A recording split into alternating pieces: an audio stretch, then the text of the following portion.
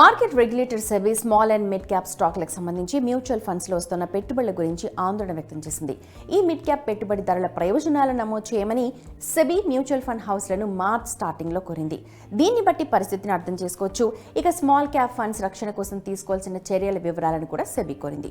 అది కూడా వచ్చే 3 వీక్స్లో ఇవ్వాలని చెప్పింది. ఇంతకీ సెబీ తీసుకున్న ఈ నిర్ణయానికి అర్థం ఏంటి? మిడ్ క్యాప్, స్మాల్ క్యాప్ స్టాక్ల వాల్యుయేషన్కి సంబంధించి నిజంగా ఆందోళనకరమైన పరిస్థితి ఉందా? సెబీ నిర్ణయంపై మార్కెట్ ఆందోళన చెందుతోందా? ఇప్పుడు మిడ్ క్యాప్, స్మాల్ క్యాప్ ఫండ్స్లో నడుస్తోన్న ఎస్ఐపీల విషయంలో పెట్టుబడిదారులు ఏం చేయాలి? మనం వీటన్నిటిని డీటెయిల్గా అర్థం చేసుకుందాం.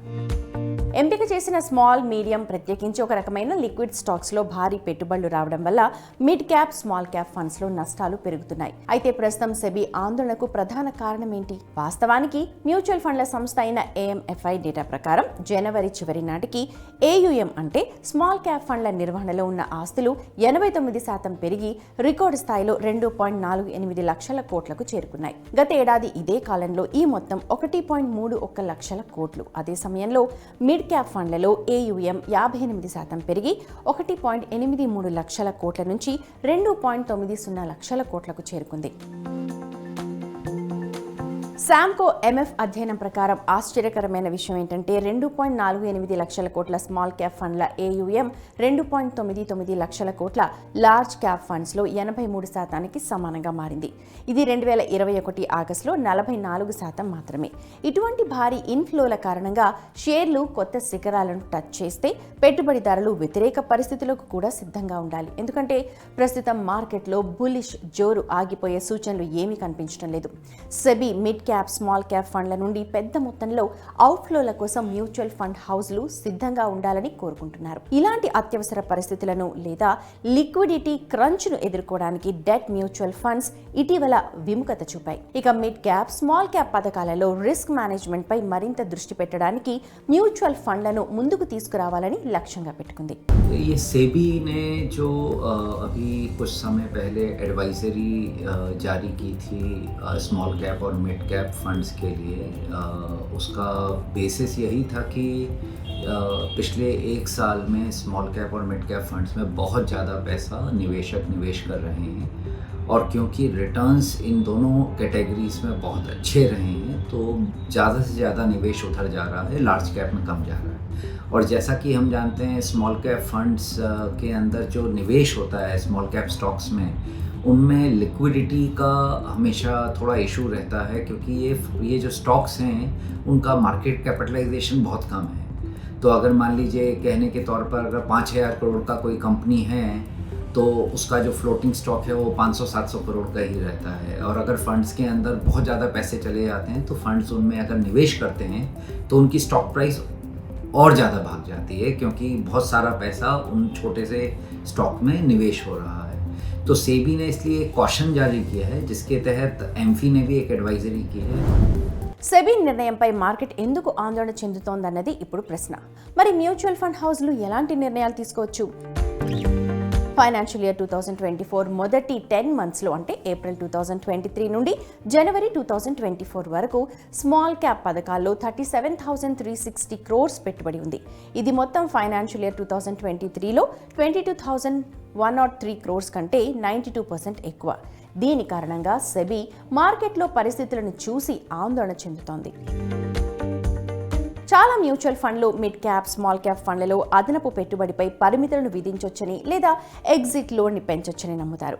ఈ స్కీమ్ల నుండి డబ్బుని తొందరగా విత్డ్రా చేసుకోవడం పెట్టుబడిదారులకు అంత ఈజీ కాకపోవచ్చు. అయితే కొంతమంది సీనియర్ మ్యూచువల్ ఫండ్ అధికారులు సెబీ హెచ్చరిక కారణంగా ప్రజలు స్వచ్ఛందంగా పెట్టుబడులు పెట్టడం లేదా విత్డ్రాలు చేసుకోవడం నిలిపివేయొచ్చని ఆశిస్తున్నారు.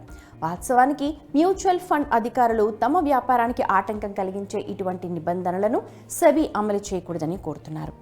बहुत सारे म्यूचुअल फंड्स पहले भी बल्क परचेजेस को बंद कर दिया है उन्होंने और खाली SIPs चालू कर रहे हैं रखा है और SIPs में भी वो निवेश के ऊपर उन्होंने लिमिट लगा दी है और इसको करने का बस एक सिग्नल देने की कोशिश कर रहा है सेबी, एम्फी और म्यूचुअल फंड्स की सिर्फ पास्ट रिटर्न्स देख के स्मॉल कैप फंड्स में और मिड कैप फंड्स में निवेश मत करिए क्योंकि बहुत सारी ऐसी कंपनी हैं जो कि पास्ट में रिटर्न्स अच्छा दिया है, पर वो रिटर्न्स बरकरार रहेगा इसकी कोई भी गारंटी नहीं है।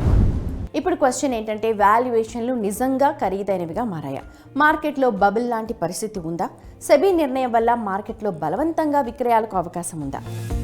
2023 సంవత్సరంలో యాక్టివ్ ఈక్విటీ స్కీమ్లలోని మొత్తం నికర పెట్టుబడి 1.6 లక్షల కోట్లలో 40% అంటే 64,000 కోట్లు మిడ్ క్యాప్ స్మాల్ క్యాప్ స్కీమ్లో వచ్చాయి. ఇది ఒకటే కాదు, 2023లో లార్జ్ క్యాప్ స్కీమ్ నుంచి అవుట్ఫ్లో 2,968 కోట్లుంది. మిడ్ క్యాప్ ఫండ్స్లో 22,913 కోట్లతో పోలిస్తే స్మాల్ క్యాప్ ఫండ్స్లో 41,035 కోట్ల పెట్టుబడులు వచ్చాయి. కానీ మ్యూచువల్ ఫండ్ పరిశ్రమ నిపుణులు సెబీ నిర్ణయం వల్ల చిన్న మధ్యస్థ షేర్లలో ఎలాంటి బలవంతంగా విక్రయాలకు అవకాశం లేదని, ఇది షేర్ల ధరలపై ఎటువంటి ప్రభావం చూపదని నమ్ముతున్నారు. దీని కారణంగా చాలా పెద్ద మ్యూచువల్ ఫండ్ హౌస్లకు స్మాల్ క్యాప్ విభాగంలోని వాల్యుయేషన్ రిస్క్ల గురించి తెలుసు. మార్కెట్ డౌన్ టర్న్స్ లేదా స్కీమ్ల నుండి విత్డ్రా అయ్యే సమస్యలను ఎదుర్కోవడానికి వారి పర్సనల్ స్ట్రాటజీలను రూపొందించుకుంటాయి. లార్జ్ క్యాప్ షేర్లలో 35% వరకు పెట్టుబడి పెట్టే పరిధిని భారీ లిక్విడిటీ కవర్ అని చెప్పడం ద్వారా సెబీ నిర్ణయాన్ని కొందరు మ్యూచువల్ ఫండ్ అధికారులు వివాదాస్పదంగా చెప్తున్నారు. కానీ ఈ కేటగిరీలోని చాలా పథకాలు ఈ పరిమితులను ఇంకా ఉపయోగించలేదు. ఎందుకంటే ఫండ్ మేనేజర్లు స్మాల్ క్యాప్ స్టాక్లకు ఇచ్చే తక్కువ ఎక్స్పోజర్ పథకం పనితీరుపై ప్రభావం చూపుతుందని ఆందోళన చెందుతున్నారు. ఇప్పుడు చాలా ఇంపార్టెంట్ క్వశ్చన్ ఏంటంటే మిడ్ క్యాప్ స్మాల్ క్యాప్ పథకాలలో ఎస్ఐపి పెట్టుబడులను నిలిపివేయాలా లేదా దానిలో ఏదైనా మార్పులు చేయాలా? निवेशकों को इस कॉशन को थोड़ा ध्यान से लेना चाहिए और उनको भी ये सोचना चाहिए कि उनका पोर्टफोलियो वेल डाइवर्सिफाइड हो। और जब आप लंबे अंतराल के लिए इन्वेस्ट कर रहे हैं तो आपको ऐसी कंपनी में इन्वेस्ट करना है जो कि मजबूत हैं, जो कि बड़ी हैं और जो कि ये मार्केट इकोनॉमी के उतार और चढ़ाव से को बर्दाश्त कर सकती हैं और आगे बढ़ सकती हैं।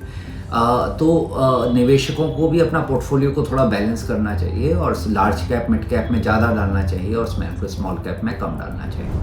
మొత్తం మీద మిడ్ క్యాప్ స్మాల్ క్యాప్ స్కీమ్లలో వేగంగా పెరుగుతున్న పెట్టుబడి గురించి సెబీ ఆందోళన చెందుతోంది. పెట్టుబడిదారుల ప్రయోజనాలను కాపాడాలని కోరుకుంటోంది. మరోవైపు మ్యూచువల్ ఫండ్ సంస్థలు ఈ వర్గంలో పెద్దగా అమ్మకాల ప్రమాదం లేదని విశ్వసిస్తున్నాయి. ఎమర్జెన్సీ పరిస్థితి తలెత్తినా మ్యూచువల్ ఫండ్స్ దానికోసం ఒక వ్యూహాన్ని సిద్ధం చేశాయి. అయితే ఇప్పటికీ ఈ కేటగిరీలో పెట్టుబడి పెట్టే విషయంలో కొంచెం జాగ్రత్తగా ఉండండి.